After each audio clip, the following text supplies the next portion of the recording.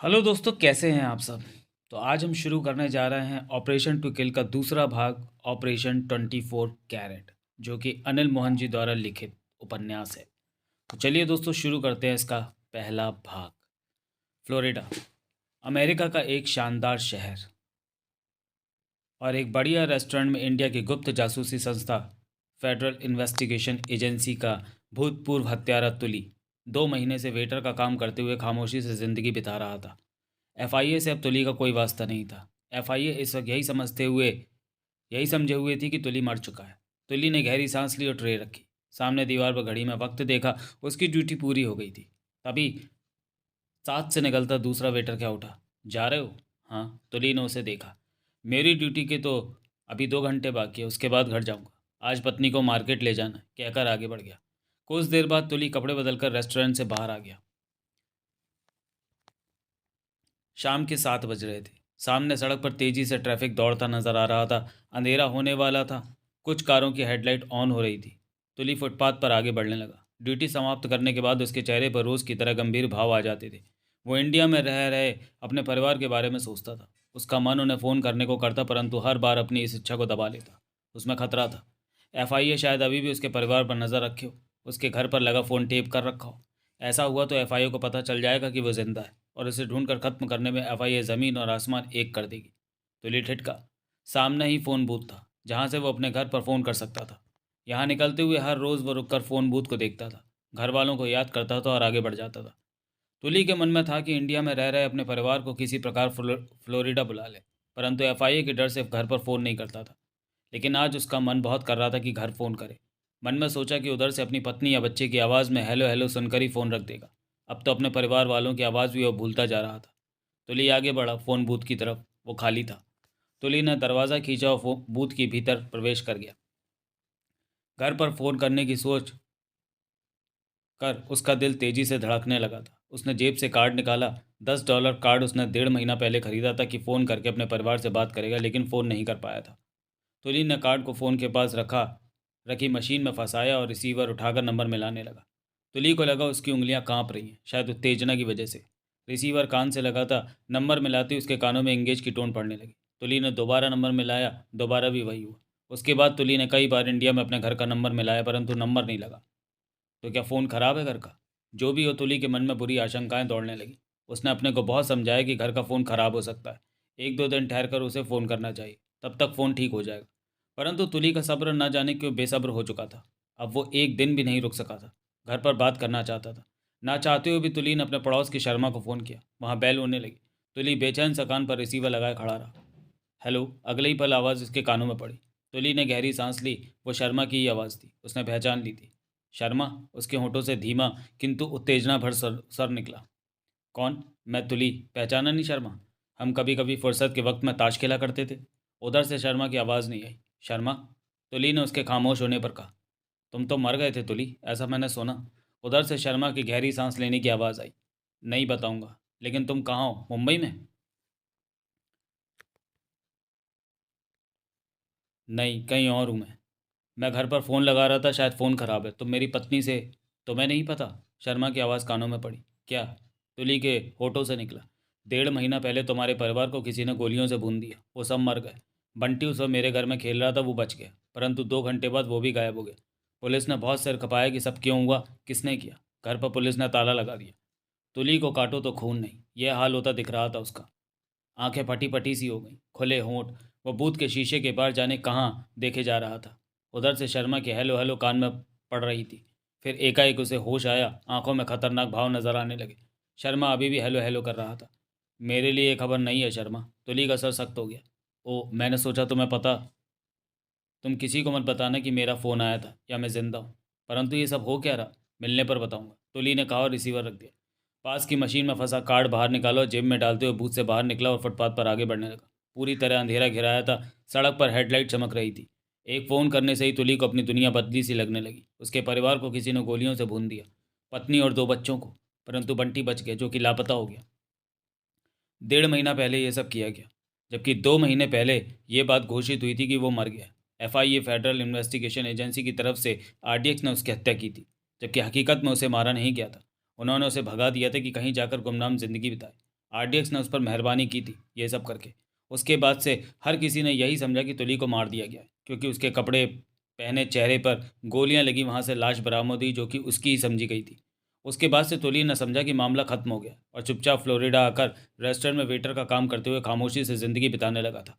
ये तो उसे अब पता चला कि उस हादसे के 15 दिन बाद इंडिया में उसके मुंबई के घर में गोलियां बरसाकर उसके परिवार को खत्म कर दिया गया था। तुली का चेहरा धधक उठा था, आंखें दहक सी उठी थी। उसे पूरा विश्वास था कि यह काम FIA ने ही किया है। अगर उसने अपने परिवार वालों को ऑपरेशन टू किल नाम के मिशन के बारे में कुछ बताया हो तो वो उस मिशन के बारे में किसी को कुछ ना बता सके। FIA ने उसके परिवार की हत्या करा दी, ये सोचकर कि तुली तो मर गया है। अब उनकी हत्या पर कोई उनसे सवाल पूछने वाला नहीं, लेकिन वो जिंदा था। तुली सिर से पांव तक बदले की आग में सुलग चुका था। अब उसे इंडिया जाना था, जबकि उसके पास पैसे नहीं थे, पासपोर्ट नहीं था। अगला दृश्य, रात के 10 बज रहे थे। तुली ने एक नाइट क्लब में प्रवेश किया। वहाँ भीड़ थी, लोग मौज मस्ती में थे। वो बाथरूम में पहुंचा, वहाँ का माहौल भी गर्म था। लोग टेबलों पर बैठे थे, जिन्हें वहाँ जगह नहीं मिली वो स्टूलों पर कब्जा जमाए थे। कुछ गिलासों में थामे इधर उधर टहलते पी रहे थे। सामने फ्लोर पर मौजूद बैंड बज रहा था और नशे में भरे कुछ जोड़े वहाँ नाच रहे थे। ऐसे माहौल में तुली वहाँ क्या करने वाला है, इस बात की परवाही किसे थी। तुली बार काउंटर पर पहुंचा। वहाँ कम से कम 6 लोग अपनी पसंद का गिलास तैयार करवा रहे थे। बार काउंटर के उस पार 3 व्यक्ति थे। एक कैशियर की टेबल पर बैठा था, 2 गिलास बनाकर ग्राहकों को सर्व कर रहा था। तुली की निगाह उस बक्से पर पड़ी जो कैशियर की टेबल पर रखा था और उसमें डॉलर भरे हुए थे। जो भी कस्टमर डॉलर देते उन्हें वो उसी बक्से में डाल रहा था। वो काफ़ी हद तक भर चुका था।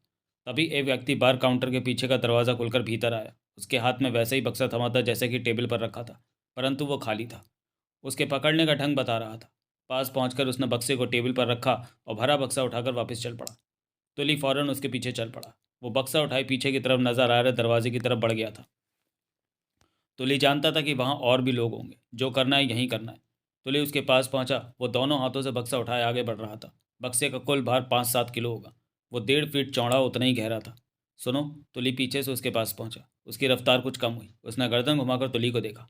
इसमें डॉलर भरे हुए हैं? तुली ने सहज स्वर में पूछा। हाँ, लेकिन तुम्हारे नहीं है। दरवाज़ा करीब 10 कदम दूर रह गया था। मैं मानता हूँ मेरे नहीं है। तुली की निगाह हर तरफ घूम रही थी। सामने की तरफ लोग ही लोग थे, परंतु इस तरफ की जगह कोने में पड़ रही थी। यहाँ कोई नहीं था और किसी की निगाह भी नहीं रहती थी। लेकिन मुझे इनकी ज़रूरत है। ज़्यादा पी लिया तुमने, दफ़ा हो जाओ वरना। उसी पल तुली का हाथ तेज़ी से घूमा और उसकी गर्दन पर पड़ा। उसके होंठों से घुटा घुटा सा स्वर निकला। वो लहरा कर नीचे गिरने लगा कि तुली ने फ़ौरन बक्सा थाम लिया। वो नीचे जा गिरा था, बेहोश हो गया था।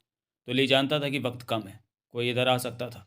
उसने बक्सा नीचे रखा और उसे खोलकर उसमें रखे डॉलर फुर्ती से निकालकर अपनी जेबों में डालने लगा। अगला दृश्य, तुली एयरपोर्ट पर पहुंचा। रात का 1 बज रहा था, परंतु एयरपोर्ट पर भरपूर चहल पहल थी, क्योंकि दुनिया भर के देशों में फ़्लाइट जाने का प्राइम टाइम चल रहा था। लोग क्यू में लगे अपने बारी आने का इंतज़ार कर रहे थे। तुली चहलकदमी करता हुआ हर तरफ से हालात नोट करता रहा। फिर वो एयरपोर्ट के उस कमरे में पहुंचा जो कि एयरपोर्ट कर्मचारियों का गेस्ट रूम था। एक तरफ उसे 2 कोट लटके दिखे जो कि एयरपोर्ट कर्मचारियों की यूनिफॉर्म का हिस्सा था। तुली ने उनमें से एक कोट अपने साइज़ का छाँट कर पहना और गेस्ट रूम से बाहर आ गया। अब तुली भी एयरपोर्ट कर्मचारियों का हिस्सा लग रहा था। तुली लाइन में लगे एक ऐसे व्यक्ति के पास पहुंचा जो कि इंडियन था और उसकी उम्र उसकी जितनी थी। सर, तुली मुस्कुराकर उसे धीमे स्वर में बोला, मुझे अपना पासपोर्ट टिकट दीजिए, मैं आपका काम करा देता हूँ।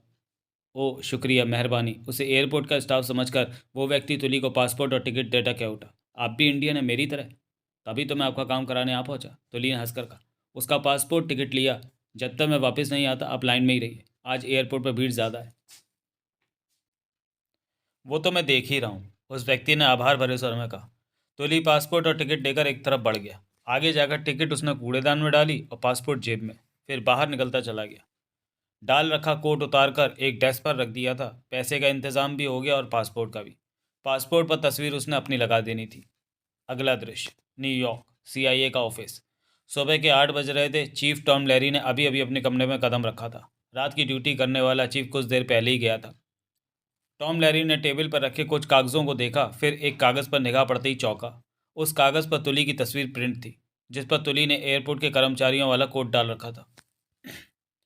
नीचे लिखा था, 2 महीने पहले आपके ऑफिस ने एक तुली नाम के इंडियन का हुलिया बताया था। ये व्यक्ति बताए गए हुलिये से मिलता है, जांच लें। फ्लोरिडा एयरपोर्ट पर इस व्यक्ति ने एक इंडियन का पासपोर्ट उड़ा लिया है।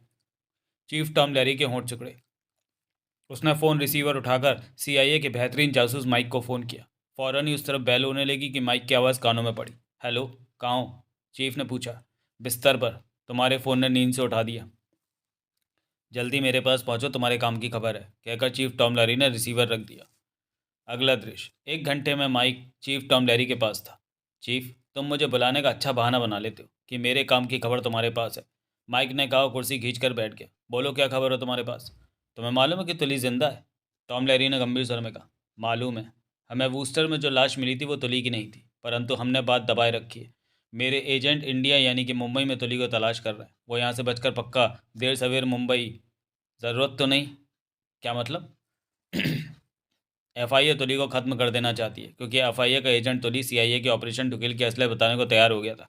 एफआईए ने तुली को बूस्टर में खत्म भी किया, परंतु मारने आए एफआईए के एजेंट ही जाने क्यों गड़बड़ कर गए और तुली को चुपके से भगा दिया। और ये दिखाने के लिए कि उन्होंने तुली को मार दिया, हमारे ही एजेंट को तुली के कपड़े पहनाकर चेहरे पर गोलियों से छलनी कर दिया कि उसे कोई पहचान ना सके। परंतु हम जान गए कि तुली नहीं मरा, उसे मारने का ड्रामा किया गया। माइक बोला, एफआईए के वो एजेंट तुली के हमदर्द रहे होंगे, तभी उन्होंने ऐसा किया होगा। परंतु उसके बाद तुली को कोई खबर नहीं मिली। तुली की कोई खबर नहीं मिली। एफआईए आज तक यही समझती है कि तुली मर चुका है। हाँ, माइक ने गहरी सांस ली। एफआईए के एजेंट 7-11 ने मुझे 2 महीने पहले बेबस कर दिया। वो तुम्हारी गलती थी। उसने मेरे बेटे का अपहरण कर लिया था, मुझे उसकी बात माननी पड़ी। चुप रहो, चीफ टॉम लैरी ने नाराज़गी से कहा। 2 महीने से तुम तुली को तलाश नहीं कर सके। तुम सोचते हो कि वो वूस्टर से इंडिया भाग गया होगा। मुंबई ज़रूर जाएगा। एफआईए के एजेंट उसे मुंबई में ढूंढ रहे हैं। तो क्या हो गया चीफ? तुली फ्लोरिडा में। रात फ्लोरिडा एयरपोर्ट से उसने एक इंडियन व्यक्ति से पासपोर्ट छीना है। टीम चीफ टॉम लैरी ने टेबल पर रखा वो कागज़ माइक के सामने कर दिया। माइक ने वो कागज़ देखा तो उसके माथे पर बल नजर आने लगे। तुली फ्लोरिडा में? माइक ने अजीब से स्वर में कागज़ पर छपी उसकी तस्वीर को देखते हुए कहा, साला। माइक, चीफ टॉम लैरी ने गंभीर स्वर में कहा, तुली हमें जिंदा चाहिए। हमें इससे ऑपरेशन टुकेल के बारे में पूरी जानकारी लेनी है और वक्त आने पर उसे गवाह के तौर पर इंडिया के सामने भी करना है। यह हमारे लिए कीमती है। चिंता मत करो चीफ, तुली पूरी तरह हमारा साथ देगा, क्योंकि वो बुरी तरह फंसा पड़ा है। एफआईए अपनी तरफ से इसे खत्म कर चुकी है, मगर एफआईए के डर से ही 2 महीने खामोशी से बिता गया अमेरिका में। मुझे अभी फ्लोरिडा जाना होगा। माइक कागज़ थामे उठते हुए बोला। एक बात और कहो चीफ, तुली ने किसी हिंदुस्तानी व्यक्ति से पासपोर्ट छीना, इस बारे में सोचो। माइक ने चीफ को देखा, फिर कहा, उसके पास पासपोर्ट नहीं है। वो कहीं जाना चाहता है, उस पर अपनी तस्वीर लगाएगा। ठीक समझे। इस बात का भी ध्यान रखना कि वो उस पासपोर्ट का इस्तेमाल करके अमेरिका से निकल ना सके। वो नहीं जानता कि हम फ्लोरिडा में उसकी मौजूदगी के बारे में जान गए। ये अच्छी बात है। तुम आसानी से और चुपके से तुली तक पहुँच उसे पकड़ सकते हो। मैं ऐसा ही करूँगा, लेकिन चीफ, तुम तुली का जिक्र किसी के सामने मत करना। हमारे यहाँ विक्टर की तरह कोई दूसरा एजेंट भी हो सकता है जो कि एफआईए को तुली के जिंदा होने की खबर दे देगा। तुली की बात तुम्हारे और मेरे बीच ही रहेगी, चीफ टॉम लैरी ने कहा। अगला दृश्य, तुली ने अपनी नई तस्वीर खींचकर पासपोर्ट पर लगा ली थी। ऊपर से इस स्टैम्प का हिस्सा आ रहा था, वो भी लगा दिया था। हस्ताक्षर भी उसने उस पट्टी पर नए कर दिए थे, यानी कुल मिलाकर पासपोर्ट ठीक लग रहा था। ऐसा नहीं लगता था कि उस पर कोई गड़बड़ की गई है। उस क्लब से उसके $2000 लगे थे, जबकि उसने $370 में मुंबई के लिए विमान से टिकट बुक कर ली थी। उन डॉलरों से उसका मुंबई का खर्चा भी चल सकता था। आज रात जाने वाली फ़्लाइट में सिर्फ एक ही सीट खाली थी, जो कि किसी ने कैंसिल करा दी थी और उसे मिल गई। वरना 5 दिन तक किसी फ़्लाइट में कोई सीट नहीं थी। इंडिया जाने के लिए एजेंट के द्वारा उसने वीज़ा लगवा दिया था, जिसके उसने $100 एजेंट को दिए थे। इस वक्त शाम के 3 बज रहे थे, जबकि उसकी फ़्लाइट रात 10:40 की थी। ऐसे में उसने कुछ नींद ले लेना बेहतर समझा, परंतु मन ही मन बेहद परेशान था। अपनी पत्नी और बच्चों को याद कर रहा था। पत्नी और 2 बच्चों की हत्या कर दी एफआईए ने। बंटी लापता था, जाने वो जिंदा भी है या नहीं। एफआईए को नहीं छोड़ेगा वो। उसके परिवार को मारकर बहुत गलत काम किया एफआईए ने। तुली ऐसी बातें ही सोच रहा था, नींद ना आई थी उसे। मन में एफआईए के लिए आग लगी हुई थी। धीरे धीरे तुली की सोचें बीते वक्त में जाने लगी। 3 महीने पहले की बात है, सब कुछ ठीक चल रहा था। वो भारत सरकार की गुप्त जासूसी संस्था फेडरल इन्वेस्टिगेशन एजेंसी यानी जिन का नया नाम का सफल हत्यारा था। अपने देश की बेहतरी के लिए वो अपने फ़र्ज़ को अंजाम देता फिर रहा था। तभी कुछ ऐसा हुआ कि उसके जीवन की सारी शांति भंग हो गई। 8 साल पहले उसके हवाले ऑपरेशन टुकेल नाम का मिशन किया गया था। एक गद्दार ब्रिगेडियर छिब्बर देश के महत्वपूर्ण एवं गुप्त रहस्य साउथ ईस्ट यूरोप के क्रोशिया शहर में अमेरिकन विदेश मंत्री ड्यूक हैरी को बेचने जा रहा था। और देश के उन महत्वपूर्ण रहस्यों को अमेरिका के हाथ पड़ना खतरे से खाली नहीं था। ऐसे में उसे एफआईए की तरफ से आदेश मिला कि वे तुरंत क्रोशिया जाकर ब्रिगेडियर छिब्बर को खत्म करे और उससे वो महत्वपूर्ण कागजात हासिल करे। इस काम ने विभाग की तरफ से उसके साथ कोई नहीं होगा। साथियों की ज़रूरत हो तो बाहर से अपने तौर पर चुन ले। वक्त कम था। तुली ने आनन फानन 20-20 लाख देने का वादा करके 3 लोगों को ऑपरेशन टुकिल के नाम का मिशन पूरा करने के लिए चुना। वो 3 थे, राघव, मन्नू और तीरथ। तीनों ही खतरनाक थे। वक्त रहते हुए चारों क्रोशिया पहुंचे। ज़रूरत के मुताबिक जैनी नाम की युवती को भी वहां से अपने काम में लिया। क्रोशिया स्थित एफआईए का एजेंट मोहन सूरी पीछे रहकर उनकी ज़रूरत पूरी कर रहा था। ठीक वक्त पर तुली की कमांड में इस ऑपरेशन को पूरा किया गया, परंतु पहली गड़बड़ ये हुई कि ब्रिगेडियर छप्पर के साथ साथ अमेरिकी विदेश मंत्री ड्यूक हैरी को भी मजबूरी में शूट करना पड़ा। ये सब एक क्लब में हुआ था और ब्रिगेडियर छप्पर और ड्यूक हैरी आपस में मिल जा बैठे थे। दूसरी गड़बड़ हुई कि मन्नू ने तुली को फ़ोन पर बात करते सुना और जाना कि वो एफआईए का एजेंट, और उसी समय एफआईए की तरफ से तुली को कहा गया कि वो राघव, मन्नू और तीरथ को खत्म कर दे ताकि इस ऑपरेशन टू किल के बारे में कोई ना जान सके। मन्नू ने यह सुना तो वो खामोशी से जैनी के साथ वहाँ से खिसक गया। वो जैनी को पसंद करने लगा था। उधर तुली ने एफआईए को समझाया कि जैसे कि उसकी पहले ही उन तीनों से बात हो चुकी है, काम के बाद उनके इस वक्त की याददाश्त मिटा दी जाएगी, यही किया जाए, मारने का कोई फ़ायदा नहीं। एफआईए ने तुली की बात मान ली। मन्नू और जैनी गायब हो चुके थे। तुली राघव तीरथ के साथ वापस हिंदुस्तान लौटा और दोनों की याददाश्त मिटाकर 20 लाख उन्हें देकर उन्हें आज़ाद कर दिया गया। पाठकों को बता दें कि यह 8 साल पहले की घटना है और राघव आरडीएक्स वाला वही राघव है, तब एक्स्ट्रा और धर्मा से नहीं मिला था। इनकी तिकड़ी नहीं बनी थी। इस घटना के 2 साल बाद राघव, धर्मा और एक्स्ट्रा मिले और अंडरवर्ल्ड की तिकड़ी मशहूर हो गई। उधर क्रोशिया स्थित एजेंट एफआईए मोहन सूरी मन्नू और जैनी की असफल तलाश करता रहा। वो तलाश 4 साल बाद पूरी हुई थी। पता चला कि मन्नू और जैनी क्रोशिया से 2 घंटे दूर पर लीवनो नाम के छोटे शहर में एक साथ रह रहे हैं। छोटी सी दुकान से दोनों अपना खर्चा चला रहे हैं और मज़े से ज़िंदगी बिता रहे हैं। सब ठीक पाकर एफआईए ने उन्हें नहीं छेड़ा। वक्त बीतने लगा। ये सब बातें 8 साल पहले की थी। तब अमेरिकन जासूसी संस्था सीआईए ने अपने विदेश मंत्री के हत्यारे की तलाश में ज़मीन आसमान एक कर दिया था, परंतु सीआईए अपने काम में सफल नहीं हो सकी थी। 8 साल बाद एफआईए के बड़े अधिकारी दीवान और कपूर ने तुली को बुलाकर कहा कि ऑपरेशन टुगल जहां खत्म किया गया था वहीं से पुनः शुरू करना है और राघव, मन्नू, जैनी और तीरथ को खत्म करना है। वजह यह बताई गई कि इन चारों में से किसी ने न्यूयॉर्क स्थित सीआईए से संपर्क करके ऑपरेशन टुगल के बारे में सब कुछ बताने को कहा है और दौलत मांगी है। एफआईओ को यह बात सीआईए के न्यूयॉर्क ऑफिस में विक्टर नाम के एजेंट ने बताई, जो कि एफआईओ को खबर देता रहता था। इतना वक्त नहीं था कि यह जाना जाए कि उन चारों में से कौन ऐसा कर रहा है। ऐसे में चारों को खत्म कर देना ही बेहतर था। क्रोशिया स्थित मोहन सूरी को कह दिया था कि वो मन्नू और जैनी को खत्म कर दे। इधर तुली राघव तीरथ को खत्म करने में लग गया। राघव और तीरथ तुली के हमलों से बच गए क्योंकि उनकी उस वक्त की याददाश्त मिटा दी गई थी, इसलिए वो नहीं समझ पाए थे कि उन्हें कौन क्यों मार रहा है।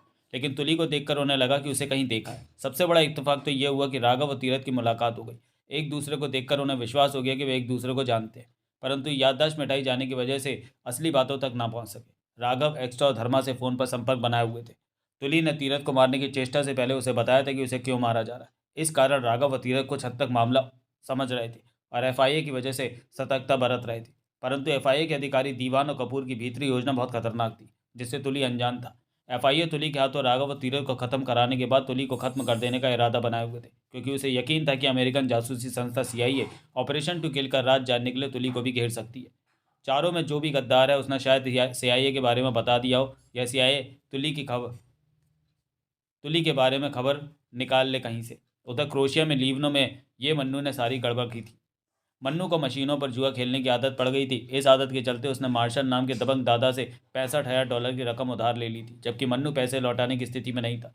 तो मार्शल ने जैनी को उठाकर अपने कब्जे में ले लिया और मन्नू को वार्निंग दे दी कि 1 महीने में सूद सहित उसे $1,00,000 वापस दे, वरना वो उसे खत्म कर देगा। मन्नू को जैनी से बहुत प्यार था। उससे वो अलग रहने की सोच नहीं सकता था और अपनी हत्या का डर भी उसे सताने लगा, जबकि उसके पास लौटाने के लिए डॉलर नहीं थे। वो जानता था कि सीआईए अपने विदेश मंत्री ड्यूक हैरी की हत्या का सच नहीं जान सकी थी। ऐसे में सीआईए ऑपरेशन टू किल के बारे में जानने के लिए पैसा आसानी से दे देगी। उसने मजबूरी में फंसे न्यूयॉर्क सीआईए ऑफिस फ़ोन किया और चीफ टॉम लैरी को बताया कि वो उस दल का सदस्य था जिन्होंने ड्यूक हैरी को मारा था। $10 लाख में सौदेबाजी रुकी। मनु ने मिलने का ठिकाना क्रोशिया का वही नाइट क्लब बताया जहां 8 साल पहले ड्यूक हैरी की हत्या हुई थी। सीआईए एजेंट माइक से मिलने जा रहा है तो एफआईए वहां अपने एजेंट फैला देती है। मोहन सूरी मन्नू की तलाश में, परंतु लीवनो में उसे मन्नू और जैनी नहीं मिल पा रहे। क्लब के बाहर अंधेरे में मन्नू माइक से मुलाकात करता है, लेकिन तब तक माइक से यह कहकर $1 लाख ले लेता है कि अगली मुलाकात में वो मुंह खोलेगा और बाकी $9 लाख ले लेगा। तभी उन्हें एहसास होता है कि पास में कोई है। वो एफआईए का एजेंट होता है जो कि उन्हें देख रहा था। मन्नू एफआईए की मौजूदगी से डर जाता है और उस एजेंट को शूट कर देता है और माइक से फिर मिलने को कहकर भाग जाता है। मन्नू $1 लाख के साथ आधी रात को लीवनो अपने फ्लैट पर पहुंचता है तो वहां एफआईए का खतरनाक एजेंट उसके इंतजार में मौजूद होता है। जैसे तैसे उसे खत्म करके मन्नू मार्शल के पास पहुंचता है कि उसे $1 लाख देकर जैनी को आज़ाद करा के वहाँ से चल देता है। पूछने पर जैनी को बताता है कि वो $1 लाख कहाँ से लाया। जैनी चिंतित हो जाती है। एक तरफ सीआईए, दूसरी तरफ एफआईए। वो दोनों महसूस कर चुके थे कि अब इस देश में रहना ठीक नहीं। एफआईए उन्हें नहीं छोड़ेगी। मन्नू फ्लैट से आते वक्त अपने और जैनी के पासपोर्ट ले आया था। वो देश छोड़ने का विचार करते। तब जैनी सुझाव देती है कि उन्हें इंडिया पहुंचकर आराम से रहना चाहिए। एफआईए सोच भी नहीं सकती कि वो इंडिया में हो सकते हैं। मन्नू को ये बात ठीक लगी। जब वो इंडिया वाले प्लेन में सवार होते हैं तो उनके पीछे माइक भी प्लेन में आ जाता है। एयरपोर्ट पर मौजूद एजेंट से उसे खबर मिल जाती है कि मन्नू इंडिया जाने के लिए एयरपोर्ट पर मौजूद है, साथ में एक युवती भी है। जबकि एयरपोर्ट पर एफआईए के एजेंट भी मौजूद थे और उन्होंने मन्नू और जैनी की यात्रा का विवरण पा लिया था। सफ़र के दौरान माइक प्लेन में मन्नू और जैनी से बात करता है और उसने ऑपरेशन टू किल की जानकारी पाने की चेष्टा करता है, परंतु मन्नू और जैनी मुंह नहीं खोलते। माइक उन्हें बताता है कि उनके सफ़र की जानकारी एफआईए को हो चुकी है। एयरपोर्ट पर एफआईए के एजेंट ने उन्हें अवश्य देखा होगा और इंडिया रिपोर्ट की होगी। अगर वो अपना मुंह खोल दें तो वो उन्हें एयरपोर्ट पर एफआईए के लोगों से बचा सकता है, परंतु मन्नू और जैनी उसे कुछ नहीं बताते, लेकिन इस बात के प्रति चिंतित हो जाते हैं कि अगर माइक सच कह रहा है तो प्लेन के मुंबई एयरपोर्ट पर लैंड करते ही एफआईओ ने पकड़ लेगी। ऐसे में मन्नू जैनी से कहता है कि विमान से अलग अलग उतरेंगे, एयरपोर्ट पर कोई बात नहीं करेंगे, अगले दिन गेटवे ऑफ इंडिया पर 12 बजे मिलेंगे। एयरपोर्ट पर एफआईए जैनी को घेर लेती है। मन्नू बिगड़ जाता है, परंतु तिकड़म लगाकर अपनी जान बचाकर भाग निकलता है। एफआईए जैनी से पूछताछ करती है कि माइक को क्या बताया, वो भी प्लेन में था। जैनी कहती है कुछ नहीं बताया, परंतु एफआईए यकीन नहीं करती और जैनी को उसकी कैद में रखकर पूछताछ करती रहती है। उसी रात मन्नू एक घटिया से होटल में रात बिताने पहुंचता है, कमरा लेता है। उसके साथ वाले कमरे में राघव और तीरथ मौजूद है और उन दोनों की मुलाकात हो जाती है। राघव और तीरथ मन्नू को पहचान जाते हैं कि इसे वो जानते हैं, परंतु याददाश्त मिटाई होने की वजह से बीती बातें याद नहीं आती। तब मन्नू उन्हें ऑपरेशन टू किल के बारे में बताता है। इस तरह राघव और तीरथ को हालातों की जानकारी होती है। वो सारे हालात जान जाते हैं। आखिरकार राघव फैसला करता है कि उन्हें एक बार तुली से मिलना चाहिए। वो एक्स्ट्रा और धर्मा से ये बात फ़ोन पर कहता है तो वो किसी प्रकार तुली का फ़ोन नंबर कहीं से हासिल करके राघव को देते हैं। राघव फ़ोन पर तुली से बात करता है और उसे दोस्ताना मुलाकात के लिए कहता है। तुली तैयार हो जाता है। अगले दिन शाम का वक्त एक नाइट क्लब में रखा जाता है मिलने का। राघव ये बात धर्मा और एक्स्ट्रा को बता देता है। धर्मा और एक्स्ट्रा उस क्लब के मालिक को जानते हैं। वक्त से पहले ही वहाँ पहुँच हालातों पर नज़र रखने में लग जाते हैं। तुली इस बात की खबर दीवान और कपूर को करता है। दीवान और कपूर कहते हैं कि यह मौका अच्छा है उन्हें खत्म करने का, परंतु तुली कहता है कि पहले मैं उनसे बात करूंगा। मेरा इशारा मिलने पर ही उन तीनों को खत्म किया जाए। उधर दीवान और कपूर अपना प्लान बनाते हैं कि उन तीनों के साथ तुली को भी खत्म करके ये सारा मामला ठीक कर लिया जाए। वो नारंग को बुलाकर सारी योजना उसे बता देते हैं। उस नाइट क्लब में धर्मा और एक्स्ट्रा नजर रखे हुए थे। तब तुली की राघव तीरथ और मन्नू से मुलाकात के दौरान राघव ने तुली को समझाने की चेष्टा की कि एफआईए उन्हें खत्म करना चाहती, तो वो उसे भी नहीं छोड़ेगी। अभी यही बातें चल रही थी कि एफआईए की तरफ से उन पर गोलियां चलने लगी। किसी प्रकार उन्होंने अपनी जान बचाई, परंतु मन्नू उस फायरिंग में मारा गया। तुली और राघव जख्मी हो गए। इस दौरान तुली को यकीन हो गया कि एफआईए उसे भी खत्म करना चाहती है। एक्स्ट्रा और धर्मा भी अब उसके साथ हो गए थे। होटल में जाना ठीक नहीं था। वे लोग तीरथ के बताए हुए एक सुनसान ठिकाने पर पहुंचे और वहीं जम गए। राघव, धर्मा, एक्स्ट्रा, तीरथ और तुली को अभी स्पष्ट पता चल गया है कि एफआईए उन्हें नहीं छोड़ने वाली। अलबत्ता तुली को बहुत दुख हुआ कि इस बात का कि उसके अपने ही लोगों से इसलिए खत्म कर देना चाहते हैं कि कहीं सीआईए उस तक ना पहुंच जाए। उधर एफआईए तुली और अन्यों से बच निकलने पर परेशान हो गई। मामला बिगड़ता देखा तो एफआईए ने अपने स्पेशल 711 यानी विक्रांत को यह मामला समझाया और सब ठीक करने को कहा। स्पेशल एजेंट 711 का सीधा वास्ता राष्ट्रपति से था। राष्ट्रपति उसे आदेश दे सकते थे और जवाब मांग सकते थे। वो एफआईए का स्पेशल एजेंट था। 711 को लगा कि उसे यह मामला हाथ में ले लेना चाहिए। इस तरह 711 ने इस मामले में दखल दिया। 711 की सोच थी कि सीआईए के डर से किसी की हत्या करना ठीक नहीं था। मन्नू ने सीआईए से बात की, परंतु वो मर चुका था। जैनी कहती है कि उसने माइक को कुछ नहीं बताया। 711 ने आरडीएस का फ़ोन नंबर कहीं से हासिल किया और उनसे बात की। तुली से भी बात की। तुली को 711 ने कहा कि वो वापस आ जाए, परंतु तुली ने स्पष्ट मना कर दिया। आरडीएस ने तुली को विश्वास दिलाने की चेष्टा की कि कोई भी सीआईए के सामने मुंह नहीं खोलेगा। अगले दिन 711 को खबर मिली कि कोई सीआईए एजेंट माइक से संपर्क बनाकर ऑपरेशन टू किल के बारे में जानकारी देना चाहता है। 711 ने आरडीएस को फ़ोन किया तो पता चला कि तुली उनके पास से जा चुका है। 711 समझ गया कि तुली ही माइक से मिलने की चेष्टा में, परंतु 711 तुली की कोई खबर ना पा सका और 2 दिन बाद उसने माइक को अकेले अमेरिका जाते देखा। 711 को मामला समझ में आया, परंतु अगले ही दिन दीवान के द्वारा खबर मिली कि सीआईए एजेंट माइक तुली को अपने साथ अमेरिका ले गया। ये खतरनाक बात थी। 711 ने फ़ोन पर आरडीएक्स से बात करके कहा कि उनका पीछा छोड़ देगी अगर वो एफआईए के लिए तुली की हत्या करते हैं, जो कि माइक के साथ अमेरिका पहुंच गया। आरडीएक्स तैयार होगा इस काम को। 711 आरडीएक्स को लेकर अमेरिका पहुंचा। आरडीएक्स होटल में रखे 711 ने उन्हें कहा कि वो तुली के बारे में पता लगाकर उन्हें फ़ोन करेगा। सीआईए के डबल एजेंट विक्टर ने एफआईए को खबर देकर बताया कि तुली को मीलों दूर वूस्टर नाम की जगह में रखा गया। ये खबर न्यूयॉर्क स्थित 711 को दे दी गई है। तब तक 711 तुली के बारे में जानकारी पाने के लिए माइक के 6 बरस के बेटे का अपहरण कर चुका था और इस तरह माइक भी बेबस होकर रह गया था। ये सब कहानी आप पिछले भाग ऑपरेशन टू किल में पढ़ चुके हैं, और जिन्होंने नहीं पढ़ी है तो वो जाके उस नावल को ज़रूर पढ़ लें। तो इस नावल में हम आगे चलते हैं। तुली 11:15 पे एयरपोर्ट पहुंचा। सादा कमीज पैंट पहन रखी थी। हाथ में एक छोटा बैग था जिसमें 2-3 जोड़ी कपड़े थे। एयरपोर्ट के भीतर वो आगे बढ़ रहा था कि फौरन एक दीवार की ओट में हो गया। दिल जोरों से धड़का। सामने से उसने माइक को एयरपोर्ट के 2 अधिकारियों के साथ आते देखा था। तुली दीवार के साथ खड़ा रहा। उसके देखते ही माइक उन दोनों अधिकारियों के साथ आगे बढ़ता चला गया। माइक का यहाँ होना उसके लिए खतरे की बात थी। फासला रखकर वो माइक के पीछे चल पड़ा। एयरपोर्ट पर भीड़ थी, माइक द्वारा उसे देखा जाना आसान नहीं था। आगे जाकर उसने माइक को अनधिकारियों से बात करते देखा। तुली गंभीर निगाहों से माइक को देखता रहा। तभी पास से एक सफाई कर्मचारी निकला। सुनो, तुली ने उसे पुकारा। वो पलट कर तुली को देखने लगा। $100 कमाना चाहोगे? तुली ने पूछा। कैसे? वो देखो, वो साहब नीली कमीज में। तुली ने आंखों से इशारा किया। उसने उस तरफ देखा। तुमने सिर्फ ये पता करना है कि वो एयरपोर्ट पर क्यों मौजूद है। बहुत आसान काम है। वह है कौन? मैं पता करूंगा तो तुम मुझे $100 दोगे? हाँ, ठीक है, मैं पता करता हूँ, तुम यहीं पर मिलना, कहकर वो आगे बढ़ गया। अब तुली ने उस सफाई कर्मचारी पर निगाह रखनी शुरू कर दी। उसे इस बात का खतरा था कि कहीं वो उसके बारे में किसी को ना बता दे, परंतु ऐसा कुछ नहीं हुआ। 10 मिनट बाद वो सफाई कर्मचारी वापस लौटा। $100 दो तभी बताऊंगा, वो बोला। तुली ने उसे $100 दे दिए। कल एयरपोर्ट पर पासपोर्ट चोरी हो गया, तो उसी पासपोर्ट नंबर से इंडिया जाने वाली फ़्लाइट में टिकट बुक यहाँ मौजूद है, जब वो प्लेन में बैठना आएगा।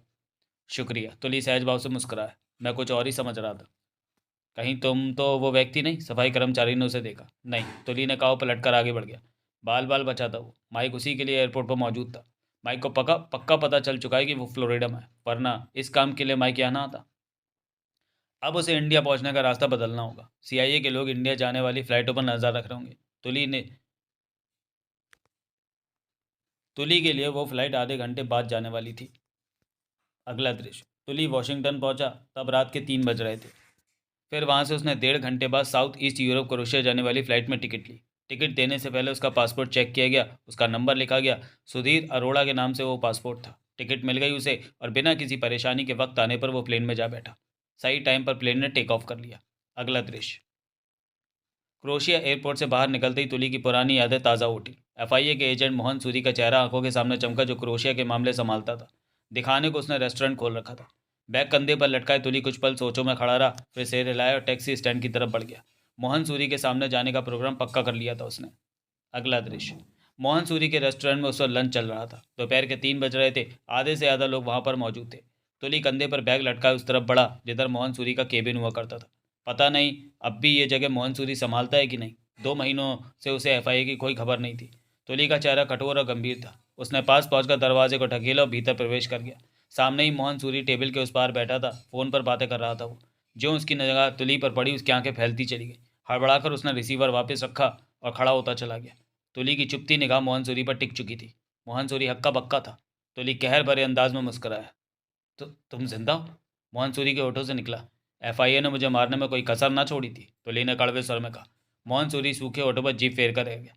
वो इस बात को भूला नहीं था कि उसके सामने FIA का हत्यारा खड़ा है और बिना वजह उसके पास नहीं आया होगा। बैठ जाओ। तुली ने कंधे पर लटका बैग उतार कर नीचे रखा। तो तुम बैठो। मोहन सूरी जैसे संभला। दोनों ही बैठ गए। तुम कहाँ से आ रहे हो? मोहन सूरी ने पूछा। अमेरिका से। तुमने बता दिया CIA को सब कुछ? नहीं, मैं वहाँ छिपा हुआ था, तुली ने शांत स्वर में कहा। ओ, और कौन जानता तुम जिंदा हो? कोई नहीं। मोहन सूरी सतर्क सा तुली को देखने लगा। तुली उसकी आंखों में झांक रहा था। बोला, मैं जानता हूँ इस वक्त तुम्हारे मन में क्या चल रहा है। तुम जिंदा कैसे रह गए? तुम्हें तो FIA के एजेंट ने मार दिया था। मोहन सूरी बोला। तुली का चेहरा कठोर हो गया। तुम जानते हो मुंबई में मेरे परिवार को गोलियों से भून दिया गया? ऐसा हुआ तो मुझे हैरानी है, मैं नहीं जानता था ये कब हुआ। मोहन सूरी हड़बड़ा कर बोला। तो तुम्हें यह बात नहीं पता? नहीं, ज़रा भी नहीं। मैं अपने कामों में बहुत व्यस्त रहता हूँ। इंडिया की कोई खबर मेरे पास नहीं है। फिर तो तुमसे बात करने का कोई फ़ायदा नहीं। मोहन सूर्य ने सूखे होठों पर जीभ फेर कर कहा। मैं तुम्हारी कोई मदद कर सकता हूँ तो मुझे बताओ। मैंने एक अपना मिशन शुरू किया है, सच्चाई का मिशन, जिसका नाम मैंने रखा है ऑपरेशन 24 कैरेट। तुली ने सर्द स्वर में कहा। मैं समझा नहीं। उठकर मेरे पास आओ, तुली शांत स्वर में बोला। इस तरफ। मोहन सूरी फौरन उठा और टेबल से घूमकर तुली के पास आया। नीचे झुको, अपना कान मेरे पास लाओ, तुली सहज भाव में बोला। मोहन सूरी ने ऐसे ही किया। उसी पल बाज की भांति झपट्टा मारकर तुली ने उसकी गर्दन अपनी भां की गिर्द लपेटी और दबाते हुए बेहद तीव्र झटका दिया। कड़ाक की आवाज़ वहां गूंजी। तुली ने दांत भींचे अपनी बाहें उसकी गर्दन से हटाई तो मोहन सूरी का बेजान सा शरीर नीचे जा गिरा। उसकी गर्दन की हड्डी टूट चुकी थी, आंखें फटी हुई थी। तुली ने उठते हुए अपनी कुर्सी पीछे सरकाई और बैग उठाकर कंधे पर लटकाया और दरवाज़ा खोलकर बाहर निकलता चला गया। चेहरा शांत, परंतु आंखें कठोर हुई पड़ी थी। अगला दृश्य। इंडिया, मुंबई। FIA का ऑफिस। वही बड़ा हॉल और बीच में मौजूद गोल अंडाकार टेबल, जिसके गिर्द बिछी कुर्सियों पर दीवान कपूर, नारंग, मदन लाल, राजी खान, पवन सिंह और सोना मौजूद थी। सामने दीवार पर लगी स्क्रीन रोशन थी और इस स्क्रीन पर तुली नजर आ रहा था। मोहन सूरी के ऑफिस का दृश्य था। तुली का मोहन सूरी के ऑफिस में प्रवेश करना स्पष्ट दिख रहा था। सब खामोशी से स्क्रीन पर नजर आ रहे तुली के चेहरे को बार बार देख रहे थे। तभी कपूर ने रिमोट उठाया और स्क्रीन ऑफ कर दी। एक चुप्पी सी ठहरी वहाँ। आप सबने तुली को देखा, कपूर बोला। क्या आप लोगों को वो तुली ही लगा? क्या मतलब? राजी खान क्या उठा। वो मेकअप किया हुआ तुली का कोई हम शक्ल हो सकता है? दुश्मन की कोई चाल हो सकती है? वो तुली ही है। सोना क्या उठी। एकदम पक्का? नारंग ने सिर हिलाया। वो तुली है। चेहरे से हम धोखा खा सकते हैं परंतु उसके अंदाज से नहीं। वो तुली है। सब इस बात से सहमत थे कि वो तुली ही था। तुली ने हमारे क्रोशिया शहर स्थित महत्वपूर्ण एजेंट की जान ले ली, कपूर बोला, जबकि हम सोच रहे हैं कि वो मर चुका है। उसके जिंदा दिखने पर मुझे हैरानी हुई, दीवान ने गंभीर स्वर में कहा। कपूर ने दीवान को देखा, दोनों की नजरें मिली। इस बारे में हम बाद में बात करेंगे, कपूर ने शांत स्वर में कहा। दीवान कुछ न बोला। कपूर ने सब पर नजर मारकर कहा, तुली मेरे ख्याल में कभी भी इंडिया में कदम रख सकता है। मोहन सूरी को मारने की घटना 2 दिन पहले की है। हो सकता है कि वो मुंबई आ गया हो। क्या वो एफआईए के खिलाफ चलेगा? मदन लाल ने पूछा। मोहन सूरी की हत्या करके उसने अपना इरादा स्पष्ट कर दिया है, कपूर ने गंभीर स्वर में कहा। एफआईए ने उसकी हत्या करने की चेष्टा की है। ऐसे में वो पक्का एफआईए से दुश्मनी निभाएगा, परंतु हमने उसके इरादे पूरे नहीं होने देने। मुंबई में उसकी तलाश शुरू करवा दो। क्या वो जानता है कि उसके परिवार को किसी ने खत्म कर दिया है? पवन सिंह ने पूछा। इस बारे में हम यकीन से कुछ नहीं कह सकते, कपूर बोला। तभी सोना ने अखबार की छोटी सी कटिंग निकाली और उसे खोलकर सामने रखती बोली, ये आज के अखबार नया भारत की कटिंग है। इसमें छपा है कि देश की गुप्त जासूसी संस्था एफआईए, जिसे कि पहले जिन के नाम से जाना जाता था, कड़वी सच्चाई, कल के अखबार में खोली जाएगी। इस एजेंसी ने 8 साल पहले ऑपरेशन टुगिल नाम का मिशन पूरा किया था, जिसके बारे में जनता कल पढ़ेगी। इन शब्दों के साथ वे एक दूसरे को देखने लगे। एफआईए की गुप्त बातें अखबार में कब से छपने लगी? दीवान कठोर स्वर में क्या उठा। सब कुछ आपके सामने है। अखबार वालों को कैसे पता चला ऑपरेशन टुगिल के बारे में? तुली ने बताया हो सकता? नहीं, कपूर ने सिर हिलाया। तुली ऐसा घटिया कदम नहीं उठाएगा। आर्टिस्ट इस बारे में जानते हैं, धीरज भी जानता है, राहुल ने कहा। कोई भी बता सकता है? क्यों बताएगा? दौलत पाने के लिए। हमें जैनी को नहीं भूलना चाहिए, जो कि हमारी कैद में थी। परंतु तुली की मौत की खबर आने के बाद जैनी को सख्त वार्निंग देकर छोड़ दिया गया था कि वो अपना मुंह बंद रखे। वो भी मुंह खोल सकती है। इन लोगों से बाद में बात करेंगे, पहले नया भारत नाम के इस अखबार को देखो कि इस खबर को कौन हैंडल कर रहा है। उसे समझाओ कि ये सब बातें अखबार में नहीं छपनी चाहिए। वो नहीं माने तो उसे खत्म कर दो। इस बात को हमने हर हाल में रोकना है। इस मामले की खबर हमें देते रहना। जल्दी इस काम को पूरा करो, जाओ। वो सब वहाँ से बाहर निकलते चले गए। दीवान और कपूर ही रहे वहाँ पर। कहो दीवान, कपूर बोला। तुली जिंदा है। कितनी बड़ी हैरानी है कि ये वक्त हैरानी दिखाने का नहीं, कुछ करने का है, कपूर ने कहा। इस काम को एफआईए के स्पेशल एजेंट 7-11 ने हाथ में लिया था। उसने हमें खबर दी थी कि तुली को खत्म कर दिया गया है वूस्टर में। हाँ, 7-11 ने ऐसे ही कहा था, दीवान ने होठ बीच कर सिर हिलाया। तो फिर वो जिंदा कैसे सामने आ गया? हैरानी है कि 7-11 चूक गया। मैंने कहा कि हैरानी मत दिखाओ, हकीकत को अब तक समझ जाना चाहिए था। तुम्हें तुम्हें दीवान, मैं समझ चुका हूँ सब कुछ, दीवान ने सख्त स्वर में कहा। 2 महीने पहले 7-11 ने बूस्टर में तुली को खत्म किया, परंतु वो जिंदा बचा था। अब 2 महीने बाद क्रोशिया में देखा और उसने मोहन सूरी की हत्या कर दी। क्या तुली सीआईयू को ऑपरेशन टुकिल के बारे में सब बता दिया होगा? कपूर बोला। नहीं। कैसे कह सकते हो नहीं? 2 बातें। ऑपरेशन टुकिल की हकीकत पता होती, उसके पास गवाह होता, तो अमेरिका हमारे देश में अपनी शिकायत दर्ज करा चुका था कि हमने अमेरिकी विदेश मंत्री की 8 साल पहले क्रोशिया में हत्या की थी। और गवाह के तौर पर सीआईए तुली को भी संभाल कर रखता है कि ज़रूरत पड़ने पर उससे सत्यता के लिए सामने किया जाए। परंतु तुली आज़ाद घूम रहा है। उसने क्रोशिया में हमारे एजेंट मोहन सूरी की हत्या की और सूरी के ऑफिस में लगे कैमरे ने उसकी तस्वीर ले ली। यानी कि तुली ने सीआईए को कुछ नहीं बताया, बल्कि सीआईए ने तो घोषणा की थी कि वूस्टर में एफआईए के एक एजेंट को किसी ने मार दिया। यह घोषणा तुली के बारे में ही थी। तुम्हें अजीब नहीं लगता कि सीआईए ने धोखे से तुली को मृत घोषित कर दिया? सीआईए को ऐसा लगा होगा कि यह जानबूझकर सीआईए ने ऐसा किया कि हमारा ध्यान तुली की तरफ से हट जाए और सीआईए आराम से तुली के साथ रहे और मौके पर उसे हिंदुस्तान के सामने करे। ठीक कहा। तो फिर तुली उनके कब्जे में होना चाहिए। शायद सीआईए तुली पर कंट्रोल नहीं कर सकी, सीआईए ने तुली को खो दिया। लेकिन तुली तो मर्जी से माइक के साथ हो गया होता। बाद में तुली का मन बदल गया हो कि वो ऑपरेशन टुकेल के बारे में नहीं बताएगा। दीवान ने गंभीरता से सिर हिलाया और क्या उठा। ये सीआईए की चाल भी हो सकती है। कैसी चाल? तुली डबल एजेंट बन गया और उसका इरादा पुनः एफआईए में पैर जमाने का हो। ये बात है तो वो मोहन सूरी को क्यों मारेगा? अपना गुस्सा जाहिर करने के लिए। तुम्हारी बातें अजीब है दीवान, शायद मेरी बात ठीक हो। कहो। 2 महीने पहले जब तुली को 7-11 ने बूस्टर में मारा, तुली किसी तरह बच निकला और कहीं जा छुपा। 2 महीने तक वो छुपा रहा, गुमनाम जिंदगी बिताता रहा। फिर उसने अपने घर फ़ोन किया। उसे किसी तरह मालूम पड़ा कि उसके परिवार को गोलियों से भून दिया गया और इस हादसे में उसका बेटा बंटी बच गया, परंतु बंटी भी लापता है। जिन हालातों में तुली फंसा पड़ा है, उसे सामने रखते हुए यही बात सोचेगा कि उसके परिवार को एफआईए नहीं खत्म करवाए। एफआईए ऐसा क्यों करेगी? तुली ने यही सोचा और गुस्से में भरा वो सीधा क्रोशिया पहुंचा और मोहन सूरी की हत्या करके एफआईए के खिलाफ उसने जंग छेड़ दी। अब पक्का इंडिया आएगा, यहाँ भारी गड़बड़ करेगा। ये तुम्हारा ख्याल है, दीवान ने कपूर को देखा। हाँ, ख्याल है, परंतु ख्याल ठीक भी हो सकता है। दीवान चुप रहा। एफआईए अब तुली की तलाश करेगी मुंबई में। उस अखबार से निपटा जाएगा जो ऑपरेशन टुकिल के बारे में खुलासा करने जा रही है, और 7-11 से बात करनी होगी तुली के बारे में। पहले 7-11 से बात करना ठीक रहेगा। दीवान ने जेब से फ़ोन निकालते हुए गंभीर स्वर में कहा। FIA का स्पेशल एजेंट 711 मुंबई के खेतवाड़ी इलाके की तंग गली में फ़ोन कान से लगाए आगे बढ़ता जा रहा था। आसपास और भी लोग आ जा रहे थे। कभी कभार किसी से कंधा या बाह टकरा जाती। उसकी भूरी बिल्लौरी पैनी आंखें चलते हुए हर तरफ घूम रही थीं। साथ ही फ़ोन पर वो बात भी करता जा रहा था। उसके कानों में आवाज़ पड़ रही थी। बस इसी तरह आगे बढ़ते रहो, मैं तुम्हें रास्ता बताता जा रहा हूँ, तुम भटकोगे नहीं। एक बार फिर तुम्हें बता देता हूँ कि इस सारी खबर देने के बदले मैं तुमसे 50,000 लूँगा। काम खत्म होते ही तुमने मुझे 50,000 देने हैं। मिल जाएगा। 711 के ओट सिकड़े। फिर सुन लो, वहाँ पर 3 आदमी हैं। दिखने में वे साधारण से लगते हैं, जैसे किसी गांव या छोटे शहर के हों। उनकी ज़िंदगी की ज़रूरतें पेट भरने तक ही हों, परंतु वो आतंक फैलाने का काम करते हैं। महीना भर पहले कानपुर में उन्होंने ही बम विस्फोट किए थे, जिसमें 14 लोग मारे गए थे। 10 दिन से ये मुंबई में, और मुंबई में भीड़ भाड़ वाली जगह का चुनाव कर रहे हैं, वहाँ विस्फोट कर सकें। इस वक्त इनके पास विस्फोट करने का पूरा सामान पहुँच चुका है। ये बात तुम कैसे जानते हो? जिसने इन्हें सामान सप्लाई किया वो मेरी पहचान का है। बात होते होते मुझ तक आ गई और फिर तुम तक। मेरे ख्याल में वो तीनों उस जगह का चुनाव कर चुके हैं जहाँ इन्होंने भी विस्फोट करना है। तभी विस्फोट करने का सामान अपने साथी से मांगा है। रुको, मेरे ख्याल से तुम आगे बढ़ रहे हो।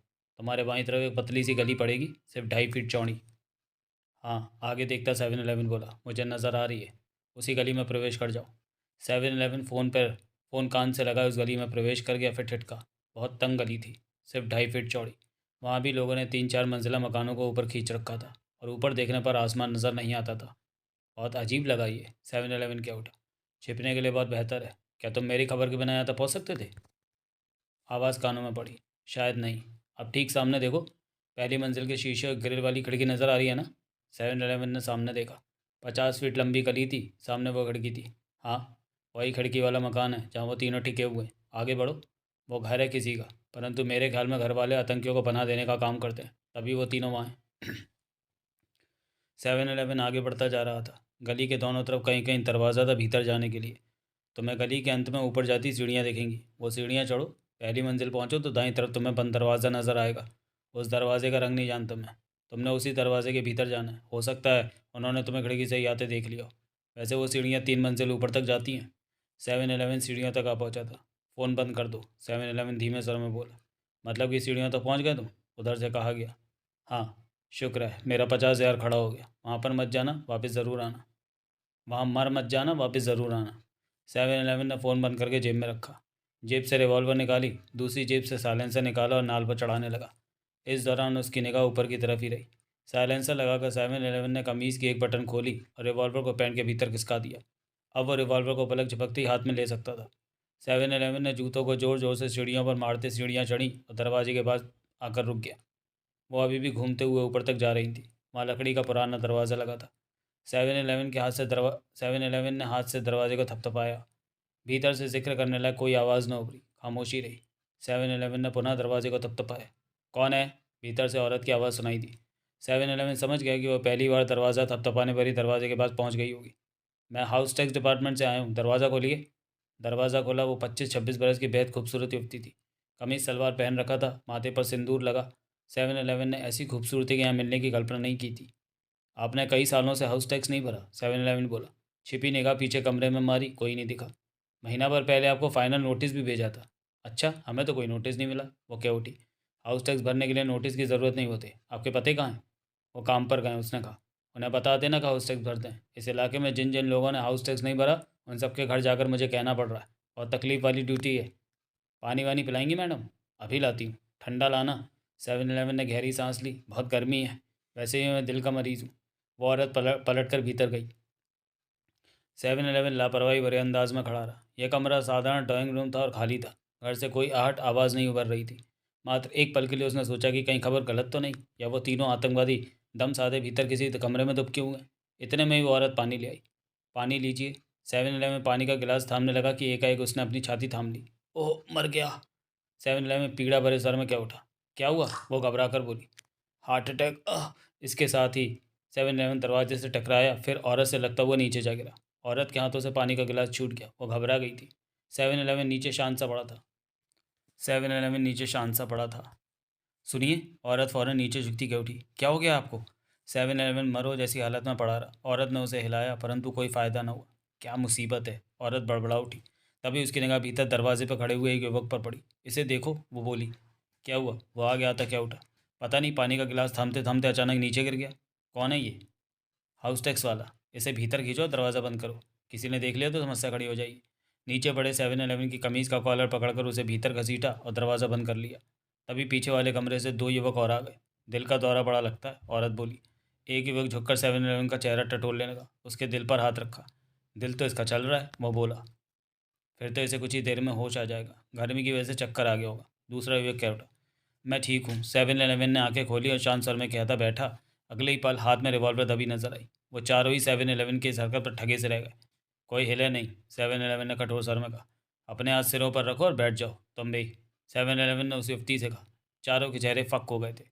कौन हो तुम? एक ने घबरा कर पूछा। चारों सिरों पर हाथ रखे सोफे और कुर्सियों पर बैठ गए। 7-11 रिवॉल्वर थामे खड़ा होता क्या उठा। मेरे यहाँ आ जाने से तुम लोगों को परेशानी तो हो रही होगी। तुम कौन हो? मुझे पुलिस वाला समझ सकते हो? 7-11 ने कठोर स्वर में कहा। पुलिस? औरत के होंठों से निकला। 7-11 तीनों को घूरता क्या उठा। तुम लोगों ने क्या सोचा कि कानपुर के बाद मुंबई में बम विस्फोट करने में सफल हो जाओगे? तीनों की नज़रें मिली। तो तुम हमारे बारे में जानते हो? हाँ। कितने साथी हैं बाहर तुम्हारे? अकेला हूँ। 7-11 ने शांत स्वर में कहा। हम तुम्हें मुंह बंद रखने के लिए पैसा। तभी 7-11 की उंगली हिली। बेआवाज़ सी गोली उसके खुले मुंह में प्रवेश कर गई। उसके सिर को तीव्र झटका लगा और वो वहीं सोफे पर लुढ़क गया। बाकी दोनों और औरत के चेहरे सफ़ेद पड़ते दिखे। हमें मत मारो। दूसरा युवक सूखे स्वर में क्या उठा। कितना पैसा देते हो मुझे? 7-11 ने कठोर स्वर में पूछा। 1 करोड़। उसी क्षण 7-11 की ट्रिगर पर रखी उंगली हिली। गोली 1 करोड़ कहने वाले के माथे में जा लगी। उसके सिर को बेहद तीव्र झटका लगा। वो कुर्सी की पुष्टि से टकराया और फर्श पर आ लुढ़का। माथे से बहता खून फर्श को गीला करने लगा। बचे हुए युवक का चेहरा बर्फ की तरह सफ़ेद पड़ गया। युवती का खूबसूरत चेहरा बदरंग हो गया। दोनों के शरीर में उठता कंपन स्पष्ट दिखाई दे रहा था। वो बाथरूम का जिसे तुमने कल मंगवाया था? हैं? 7-11 ने उस युवक से पूछा। उधर।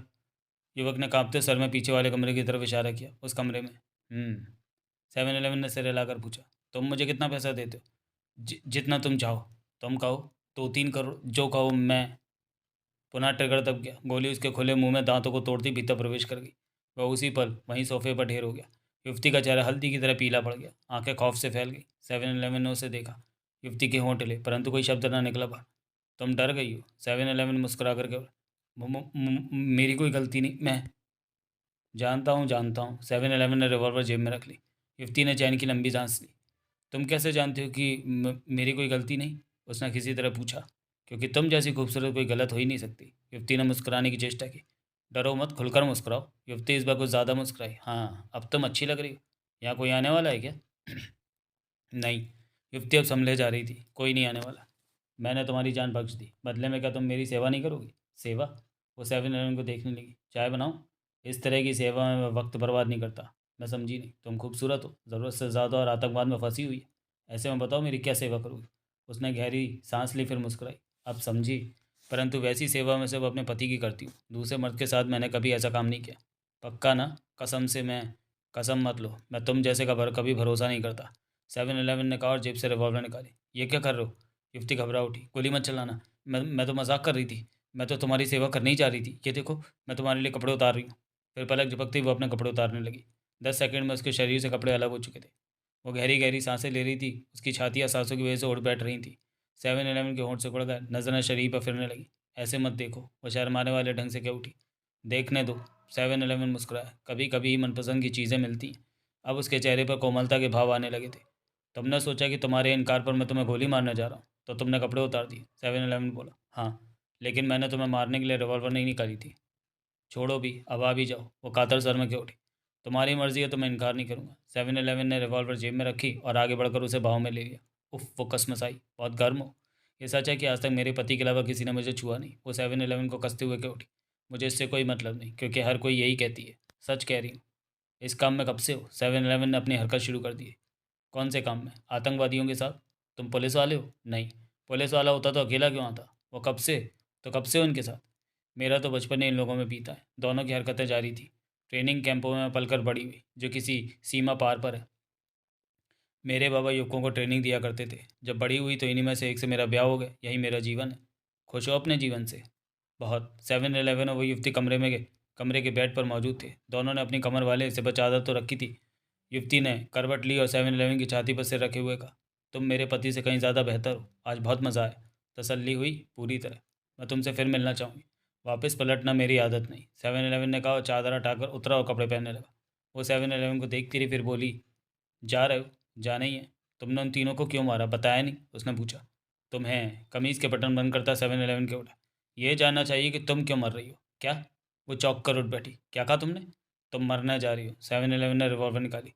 ये क्या कह रहे हो? मैंने अपनी जान बचाने के लिए तो कपड़े उतारे, तुम मुझे नहीं। जब तक तुमने मुझे बहलाए रखा तुम जिंदा नहीं। वो बात खत्म तो अब तुम्हारा भी खेल खत्म। नहीं, तुम मुझे नहीं मार। तभी ट्रिगर पर रखी 7-11 की उंगली हिली। खामोश जैसा धमाका हुआ और गोली उसके माथे पर जा लगी। वो पलट कर वापस बेड पर जा गिरी, फिर नहीं हिल सकी। 7-11 ने रिवॉल्वर जेब में रखी, जूते पहने, फिर दूसरे कमरे में पहुंचा, जहां एक तरफ काफ़ी मात्रा में विस्फोटक पदार्थ रखे देखे। 7-11 वापस ड्राइंग रूम में आया और मुख्य दरवाज़ा खोलकर बाहर निकला, फिर दरवाज़ा बंद किया और सीढ़ियाँ उतरते हुए फ़ोन निकाला और पुलिस को फ़ोन किया। Yes, police control room. मेरी बात सुनो, एक पता नोट करो, बता रहा हूँ। ये आतंकवादियों का ठिकाना है, यहाँ 4 लाशें पड़ी हैं, ढेर सारा विस्फोटक पदार्थ भी है। इससे पहले कि उसका कोई साथी पहुँचे, पुलिस को पहले वहाँ पहुँचना है। खेतवाड़ी इलाका ही है। कहकर 7-11 ने पता नोट कराया, फ़ोन बंद करके जेब में रखा। तब तक 7-11 बाहर गली में आ गया था और वापस मुख्य सड़क की तरफ बढ़ने लगा था। ठीक उसी पल उसका फ़ोन बजा। फ़ोन की स्क्रीन पर आया नंबर देख कान से लगा था क्या उठा। कहो। मेरे 50,000 तैयार हो गए? उधर से आवाज़ आई। अभी नहीं। क्या कसर बाकी है? मुझे उसके बारे में बताओ जिसने इन लोगों तक बारूद पहुँचाया था। ये भी बताना पड़ेगा? 50,000 लेने हैं तो बताना पड़ेगा। तुम आचार्य टोंडे मार्ग पर पहुँचो, मैं तुम्हें फ़ोन करता हूँ। 7-11 ने फ़ोन बंद किया, जेब में डाला, आगे बढ़ता हुआ गली से बाहर निकला और मुख्य सड़क पर आ पहुँचा। सामने ट्रैफिक नज़र आ रहा था। एक तरफ खड़ी कार में बैठा और आगे बढ़ गया। वहाँ से आश्चर्य टोंडे मार्ग कम से कम 1 घंटा दूर था। अगला दृश्य। 7-11 आचार्य टोंडे मार्ग पर पहुंचा। 1 किलोमीटर लंबा रास्ता था जिसे आचार्य टोंडे मार्ग का नाम दिया हुआ था। सड़क के किनारे कार रोकने के बाद उसने फ़ोन निकाला कि तभी बेल बजने लगी। कहो। 7-11 का फ़ोन कान से लगाकर बोला। पहुंच गए? हाँ। इस सड़क पर मैकडोनल्ड रेस्टोरेंट है। उसकी सड़क के साथ भीतर गली जा रही है। चलो, मैं तुम्हें फ़ोन पर बताता रहूँगा। 7-11 ने फ़ोन गोद में रखा और कार आगे बढ़ा दी। उसकी निगाह सड़क के दोनों तरफ की दुकानों पर जा रही है। शीघ्र ही उसे मैकडोनल्ड नज़र आ गया। 7-11 ने गोद में रखा फ़ोन उठाकर कान से लगाया। मैकडोनल्ड पहुंच गया हूँ। कार से बाहर निकलो, गली में घुस जाओ। 7-11 इंजन बंद करके कार से बाहर निकला और कान से फ़ोन लगाए गली में प्रवेश कर गया। वो 10 फीट चौड़ी गली थी जिसके दोनों तरफ कच्चे पक्के मकान बने हुए थे। अब क्या करूँ? 7-11 बोला। सीधे चलते रहो, आगे तिराहा आएगा। कुछ ही पलों बाद तिराहा आया। 2 सड़क दाएं बाएं जा रही थी, एक सीधी। अब बाएं मुड़ो। 7-11 बाएं मुड़ा। ये तंग गली थी, 5 फीट चौड़ी, जिसके दोनों तरफ एक एक कमरे के घर बने हुए थे। रहने वाला सामान गली में ही पड़ा हुआ था। अब तुमने करीब 20 घर पार करने हैं। फिर एक गहरे नीले रंग के दरवाजे वाला घर दिखेगा। वही तुम्हारा ठिकाना है। वहाँ तुम्हें बशीर नाम का युवक मिलेगा। वो कश्मीरी है, देखते ही पहचान जाओगे। उसी ने कल बारूद वहाँ तक पहुँचाया था। 7-11 ने फ़ोन बंद करके जेब में डाला। तब तक नीला दरवाज़ा वाला घर आ गया था। दरवाज़ा बंद था। 7-11 ने दरवाज़ा थपथपाया। फ़ौरन दरवाज़ा खुला। 7-11 ने पहचाना कि वो कश्मीरी है। 25-26 की उम्र रही होगी उसकी। कहिए, वो बोला। बशीर हो तुम? हाँ। उसकी सवालिया निगाह 7-11 पर थी। मुझे तुम्हारे उन दोस्तों ने भेजा जिन्हें तुमने कल सामान पहुंचाया था। 7-11 के माथे पर बल पड़ते दिखे। मेरे दोस्त? मैंने सामान पहुंचाया था? कैसी बातें कर रहे हैं आप? वो क्या उठा। मैं खेतवाड़ी की बात कर रहा हूँ। वो कुछ बेचैन दिखा। जल्दी मैसेज है तुम्हारे दोस्तों का, भीतर चल कर बात करें। 7-11 का सर शांत था। बशीर ने दाएं बाएं देखा, फिर पीछे हटा, बोला, आओ। 7-11 भी प्रवेश कर गया। साधारण सा कमरा था वो। एक फोल्डिंग बेड बिछा रखा था। दूसरी तरफ सामान के 2-3 थैले रखे नजर आ रहे थे। दीवार पर चेहरा देखने वाला शीशा टंगा था। बाथरूम किचन के नाम पर ज़रा ज़रा जगह थी। बशीर ने दीवार से सटाकर खड़ी कर रखी फोल्डिंग चेयर खोल दी। बैठो। 7-11 बैठा। बशीर खड़ा रहा, उसे देखता हुआ बोला, क्या करना चाहते हो? तुम्हारे दोस्तों ने कहलवाया कि कल जो सामान दिया था वो कम है, कुछ और चाहिए। ये बात मुझे फ़ोन पर भी कह सकते थे, बशीर ने उलझन भरे स्वर में कहा। सख्ती बहुत है, पता नहीं चलता कि कब किसके फ़ोन की बातें पुलिस सुन ले। 7-11 मुस्कुराया। तुम कौन हो? मैं उसका खास हूँ। उन्हें टारगेट तय करना बता देता हूँ। कानपुर में भी उन्होंने मेरी बताई जगह पर विस्फोट किया था। बशीर ने कुछ नहीं कहा। अब कहाँ पर विस्फोट करने की योजना बनाई है? अखबार पढ़ लेना, वक्त से पहले ये बात नहीं बताऊंगा। मुझे भी नहीं? नहीं, क्योंकि मैं तुम्हें ठीक से जानता नहीं। तुम्हें जो जानना है अपने दोस्तों से पूछ लो। मेरा यहाँ रुकना ठीक नहीं, मुझे बारूद दो, अभी कई काम करने हैं। 7-11 ने शांत स्वर में कहा। बशीर ने सिर हिलाया और सामने रखे थैले की तरफ बढ़ गया। अगले ही पल थैले में से रिवॉल्वर निकाली और 7-11 की तरफ कर दी। अब बशीर का चेहरा कठोर हो गया था। 7-11 के होंठ सिकुड़े। वो शांत स्वर में बोला, ये क्या कर रहे हो? मेरा दोस्त मेरा फ़ोन नंबर जानते हैं, ठिकाना नहीं, तो तुम मुझ तक कैसे आ पहुँचे? बशीर गुर्राया। हैरानी है। 7-Eleven मुस्कुरा पड़ा। किस बात की? इस जगह का पता तुम्हारे दोस्तों ने ही बताया? बकवास, मैं नहीं मानता। कहते हुए उसने जेब से फ़ोन निकाला। हिलना मत, वरना गोली मार दूंगा। मैं उनसे बात करना चाह रहा हूँ, अभी पता चल जाएगा। मुझे तुम्हारी बातों पर यकीन नहीं। 7-Eleven शांत बैठा था। बशीर ने नंबर मिलाया, फ़ोन कान से लगा लिया। उधर बैल होने लगी। फिर एक आवाज़ कानों में पड़ी। हेलो, कौन बोल रहा है? बशीर के चेहरे पर उलझन का भाव दिखा। हेलो हेलो, कौन बोल रहा है? आवाज़ पुनः कानों में पड़ी। तुम कौन हो? बशीर क्या उठा। पुलिस। तुमने फ़ोन। बशीर ने तुरंत फ़ोन बंद कर दिया। होठ भीज गए। नज़रें 7-Eleven पर थी। तुम पुलिस वाले हो? बशीर होठ भीज कर बोला। मेरे दोस्तों के पास भी पुलिस है। क्या बकवास कर रहे हो? 7-Eleven झल्लाए अंदाज में खड़ा हुआ, फिर बिल्ली की तरह उस पर झपट पड़ा। उसका रिवॉल्वर वाला हाथ पकड़कर छत की तरफ किया और घुटने का वार उसके पेट पर किया। बशीर पीड़ा से बशीर पीड़ा से चीख पड़ा। उसके हाथ में दबे रिवॉल्वर से गोली चली जो कि छत में जा लगी। 7-Eleven ने ज़ोरदार घूसा उसके चेहरे पर मारा। बशीर पुनः चीखा। तभी 7-Eleven ने पलक झपकते रिवॉल्वर अपनी पैंट से निकाली और छाती से नाल सटाते हुए ट्रिगर दबा दिया। पिट्टी की मध्यम सी आवाज़ के साथ गोली ठीक उसके दिल वाले हिस्से में प्रवेश कर गई। 7-Eleven उसका हाथ छोड़ा तो वो नीचे जा गिरा। मर चुका था वो। 7-Eleven ने पलट कर रिवॉल्वर जेब में रखी और बाहर निकल गया। गोली की आवाज़ सुनकर बाहर लोग इकट्ठा होने लगे थे। उसे देखते ही भय से उसे रास्ता दे दिया। पुलिस को फ़ोन। 7-Eleven इनके बीच में से निकलता हुआ बोला। वो आतंकवादी था और भीतर बारूद भी पड़ा है। आगे बढ़ता गया 7-Eleven। रास्ता तय करके वो सड़क पर खड़ी अपनी कार में आ पहुंचा। कार स्टार्ट करके आगे बढ़ा दी। उसका चेहरा शांत था। उसकी भूरी बिल्लौरी चीते जैसी आंखों में कठोरता बढ़ी हुई थी। कुछ देर बाद उसका फ़ोन बजा। कहो। 7-Eleven ने बात की। काम हो गया? हाँ। मैं 50,000 का लेनदार बन गया? हाँ। दे ही दो, आजकल हाथ बहुत तंग चल रहा है। आज की तारीख में तुम तक पहुंच जाएंगे। ठीक है, मैं तुम्हारे लिए कोई और खबर तलाशता हूँ। 7-Eleven ने फ़ोन बंद किया कि पुनः उसी पल फ़ोन बजा। 7-Eleven ने स्क्रीन पर आया नंबर देखा, फिर फ़ोन कान से लगाता क्या उठा। कहो दीवान, तुम्हारे लिए बुरी खबर है। दीवान की आवाज़ कानों में पड़ी। कह दो। तुली जिंदा है। असंभव। 7-Eleven के होठों से निकला। वो क्रोशिया में देखा गया है। वहाँ उसने FIA के एजेंट मोहन सूरी की हत्या की।